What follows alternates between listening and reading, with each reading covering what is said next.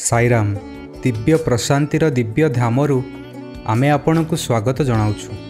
पूर्व उपस्थापन आमे आपणकु स्वास्थ्य सेवा क्षेत्र में स्वामी नैथिवा पदक्षेप गुड़िकर संबंध में आलोकपात करिथिलु। स्वामी समाज सेवा क्षेत्र में एक नूतन प्रक्रियार दृष्टांत देगले जहाँ मानवीय मूल्यबोध उपरे आधारित हेबो एवं दृढ़ आत्मविश्वास और अपुरंत प्रेम और करुणारू मनरे एक दृढ़ संकल्प सृष्टि करिबो जे जहाँ किछि हेई जाऊ पछे मु मो लक्ष्य रे पहुँचिबि। प्रकृत रे स्वामी तांकर एही हॉस्पिटल स्थापना घोषणा पूर्वरु ही हॉस्पिटल पय निर्धारित भूमि रे से भूमि पूजा करि सारथिले। एथिरु जणा जाय जे एही संकल्प को कार्यकारी करिवा पय से कृत संकल्प थिले।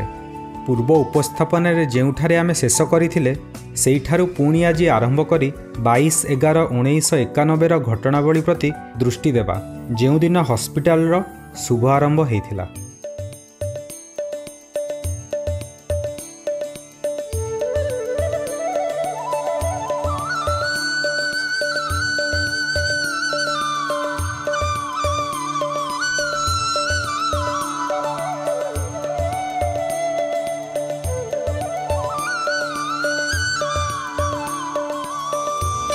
हाँ, ठीक एक वर्ष तले स्वामी जहाँ घोषणा करथिले ताहा ठीक सेहीपरि हैला एवं सही समय रे हैला।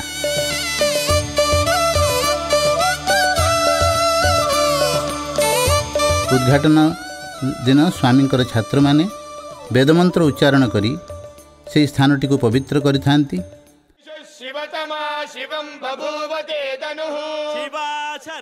स्वामी से दिन खूब उत्फुल्ल दिशुथांती। से दिन स्वामी विभिन्न स्थान को जाई जेउ जेउ ठारे जहाँ किछि कार्य बाकी थिला ताहा शेष करिया पई निर्देश दउथांती।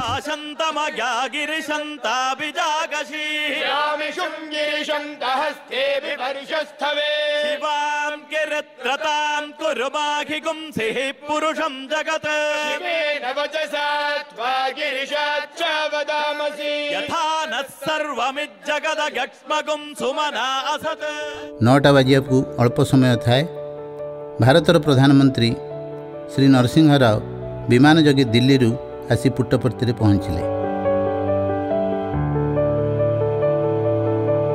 से दिन कौन वक्तृता देवार कार्यक्रम न थाए। अति निराडंबर भावे प्रधानमंत्री हॉस्पिटल उद्घाटन कले।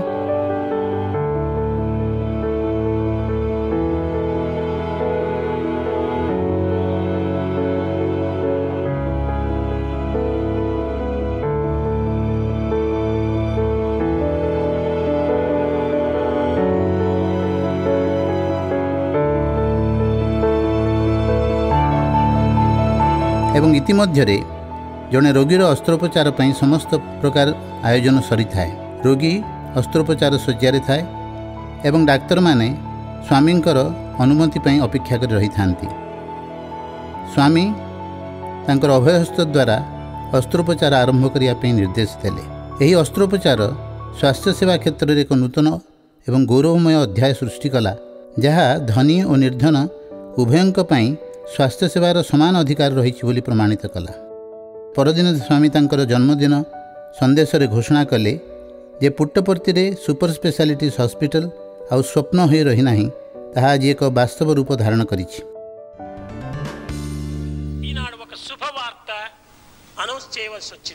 आज एठारे एक शुभ संवाद मु तुम माननकु देवा पई चाहूछि।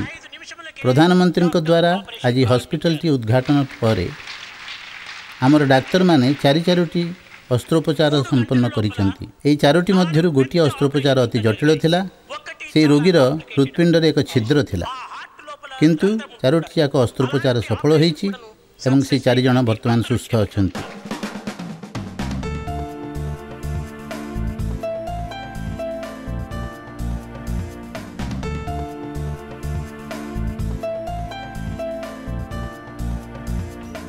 एक वर्ष पूर्वे स्वामी जेतेबेले हॉस्पिटल स्थापन करिवार घोषणा कले अनेके ताहा विश्वास करुनथांती एवं संदेह रे भ्रुकुंचन करुथांती। जो माने स्वामी को जड़े मनीष बोली मन करुथांती सेमानंक पक्षरे एभली संदेह करिवा स्वाभाविक थिला।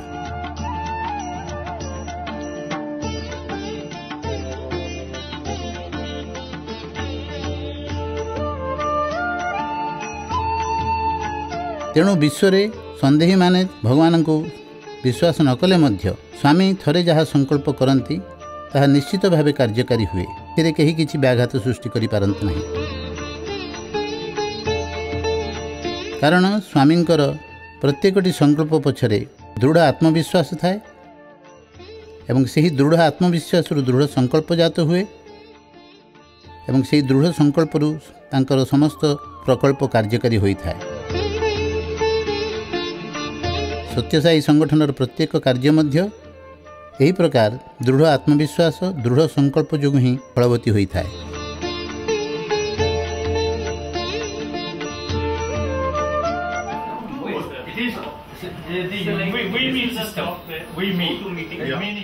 एठारे जो व्यक्ति को आपण देखुचंती से होचंती रतन टाटा, भारतर जड़े विशिष्ट शिल्पपति।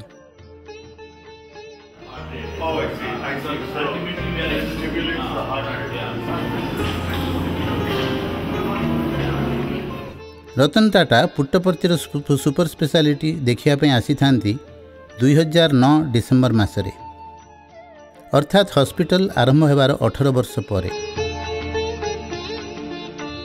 आपण देखिपारुथिबे 18 वर्षर पुराना सेठिकार डाक्तरखाना एपर्यंत केते परिष्कार परिच्छन्न रहिछि एवं कंप्यूटर माध्यम रे एही विद्यालय रे समस्त रोगींकर टिकनिकी सूचना मध्य रही थाए।